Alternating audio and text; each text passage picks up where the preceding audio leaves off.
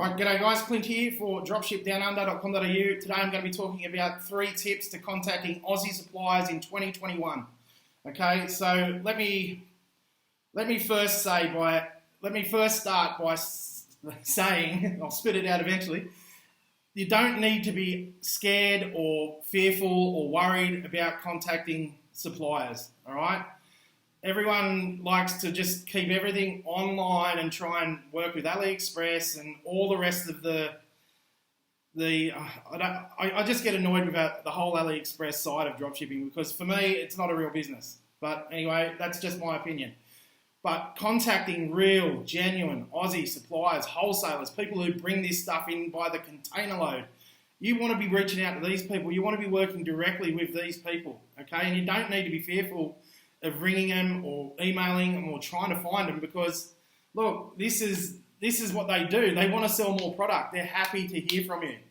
They are literally happy to hear from you, okay? So there is a few moving parts and we're going to cover that right now. So look, first thing you want to do is once you've sort of found a supplier or a wholesaler or manufacturer you want to work with, you send an opening salvo via email, right? You just give a really brief overview of who you are and the products that you're looking for, because this is to get past the gatekeeper, all right? That's what I call them, the gatekeeper, which is the secretary. You want to find out who can make a decision for you to move forward, okay? So you give a really brief overview. You don't even necessarily have to bring up drop shipping or anything like that at this point. You just send a really quick email introducing yourself, what you're all about, what products you're looking for, and basically asking who the best person is to speak to in regards to opening up a new account and or getting in touch with the sales manager, okay? So, I mean, it only has to be a super quick email, maybe 3 or 4 lines, sort of, small paragraphs outlining who you are, what you're about, what you're looking for, and who you need to be in touch with, okay? Send that out, and it's really just an intro. You might not even get an email back. More than half the time, you won't get one back. But what it is it's a good way into the gatekeeper when you ring. Now, I know a lot of people are scared, so this goes into point number 2, right? Number 1 is you send the email, the opening salvo to the company you're looking to work with a little brief overview of what you're about, what you're looking for. Now, the time is to ring, okay? So if they've got back to you, awesome. As soon as they get back to you, you can ring straight away and try and get in touch with whoever they suggested you talk to, right? But if they haven't got back to you, which is more than likely, I mean, within 24 to 48 hours, I'm calling, always, right? So we ring within 48 hours, and then when they answer the phone, it'll be a secretary or a gatekeeper of some kind. All I say then is, look, you give a brief overview just like your email. Who is the best person to talk to in relation to open up a new account? We're looking to sell these products. We have an online store. You don't need to explain dropshipping or anything like that. You keep it real short. Who do I need to talk to that can make a decision? Okay? And then if they say, oh, they're out at the moment, can I take your number, whatever, you say, yeah, that's fine. Do you mind if I get their email as well or their number as well so I can call them later today or whatever? Okay? So the idea is always to get past the gatekeeper. Okay? So that's the main key to it. But once you get to someone who can make a decision, the account manager or the sales manager, then you go deeper into, what you're trying to achieve. You explain, your business model, drop shipping, etc., and then you try and work out a deal. Okay, so don't be fearful of reaching out to these people, because the sales manager's job or the account manager's job is to onboard more customers. Okay, do you understand do you follow what I'm getting at here? Their job is literally to put more business into their business. So you just need to be confident, go in there with a mission.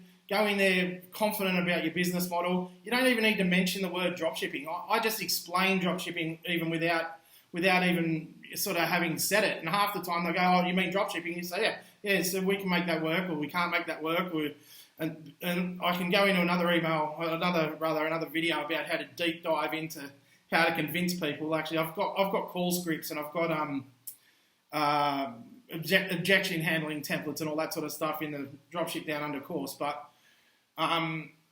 so you just, and then it's up to you to try and, square away a deal, but don't be fearful of it. I mean, just get on a call, just have a chat, see what you can do. You make 10, 20, 30 calls in a day, you're going to snag someone. You're going to snag 3 or 4 of them.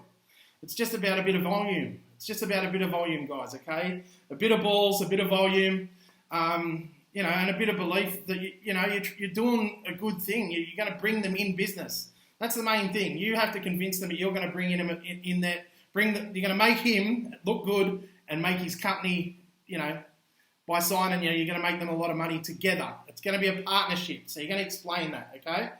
Now, the third tip is just, if you haven't spoken to anyone or no one's gotten back to you, etc., there's 3 words: follow up, follow up, follow up.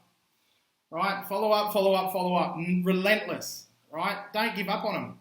Right? It's, most people working a 9 to 5 job are lazy. They don't want to have to think outside the box. They don't want to have to try any harder than normal. So it's your job to follow it up, follow it up, follow it up. Be relentless. If somebody doesn't get back to you, make that secretary know your name kind of thing. You know what I mean? Get her to know your name. I have rang companies. I won't tell you the name. Oh, maybe I'll tell you the name. Anyway, I signed a company called Everlast back in last year, right? There's nobody has ever dropshipped with Everlast ever. It never happens, right? But because I wanted that, and it's not, Everlast is what you think is a boxing niche as well, but they sell other products that I won't go into exactly what it is, but we locked them down because I was relentless, and in the end, I wore down that sales manager. I wore him down. I just kept ringing. And he kept saying no, and I kept ringing. But I also came with sales volumes that were doing, as well in the end. Like, we had built a whole store around it, but I was relentless with it because I said, look, we're doing these numbers now, we're doing these numbers now, we're doing these numbers now. And then once I signed him up, I was doing good numbers for him. Everybody was happy. He's learned something new. I'm not sure that he's going to work with anyone else necessarily at this stage, but it was interesting to just be relentless, follow it up, follow it up, follow it up, okay? At first, you'll just be following up usually on the back of the email because the sales manager or the marketing manager won't get back to you. But like I said, just be relentless. So that's the 3 things, guys. 3 tips to contacting Aussie suppliers. Email them first, follow up with a call 20 to 24 hours to 48 hours later, and then follow it up. Be relentless. All right, guys, if you want to find out, look, I'm going to wrap it up. If you want to find out more about dropshipping in Australia, we have got some free content, free training out there. If you head over to dropshipdownunder.com/free, there's a 2-hour training available over that URL. So check it out, dropshipdownunder.com.au/free. All right, guys, have a great day. Keep living the dream. And we'll talk again soon. Cheers.